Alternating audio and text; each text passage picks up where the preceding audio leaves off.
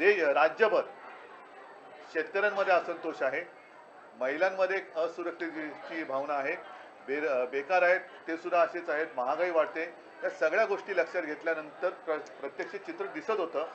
सभांना सुद्धा प्रचंड गर्दी होत होती आणि मला असं वाटतं की आमच्या सभांना प्रचंड गर्दी होत होती, लोक ऐकत होते. मोदीजींच्या सभेला अरे काय ऐकायचं, आम्ही ठरवलंच आहे तुम्हाला निवडून द्यायचं म्हणून खुर्च्या रिकाम्या होत्या.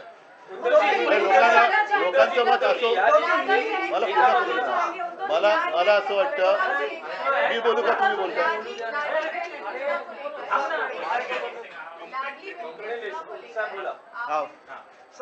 नाही, मला असं वाटतं की आमच्या सभांना प्रचंड गर्दी होत होती, आमचं भाषण पूर्णपणे ऐकत होते.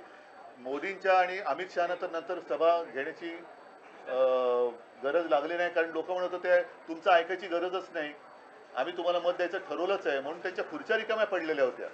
मग लोकांनी एवढं पक्क केलं होतं का की यांच्या सभेला जाण्याची गरजच नाही, यांचं सगळंच पटलं आम्हाला.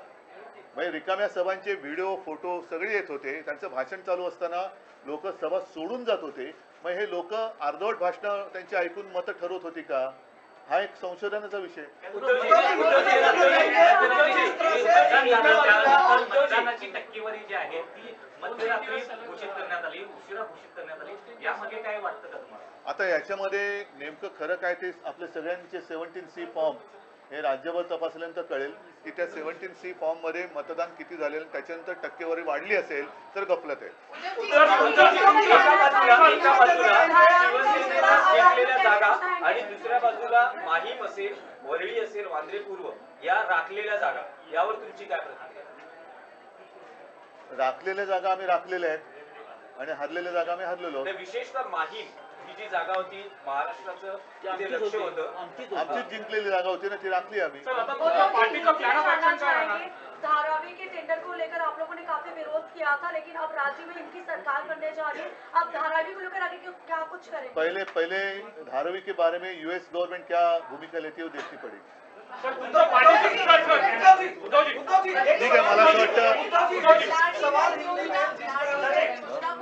आपने अभी कहा कि किस तरह से महिला सुरक्षा, बेरोजगारी ये बड़े मुद्दे हैं, लेकिन आज प्रेस कॉन्फ्रेंस करने के बाद उन्होंने तथ्य देते हुए ये कहा कि हमारी योजना पर सवाल खड़े कर रहे हैं, पर अपने मैनिफेस्टो में भी कहीं ना कहीं ये योजना। हाँ बिल्कुल दी थी, इसलिए मैं अभी अपेक्षा कर रहा हूँ. चुनाव आयोग ने रोक लगाई थी, अब चुनाव खत्म हो गए हैं, उन्होंने तो 2100 रुपया डिक्लेयर किया है, तो कल से शुरू करें, हम इंतजार कर रहे हैं. चला, धन्यवाद सगळ्यांना. जय महाराज.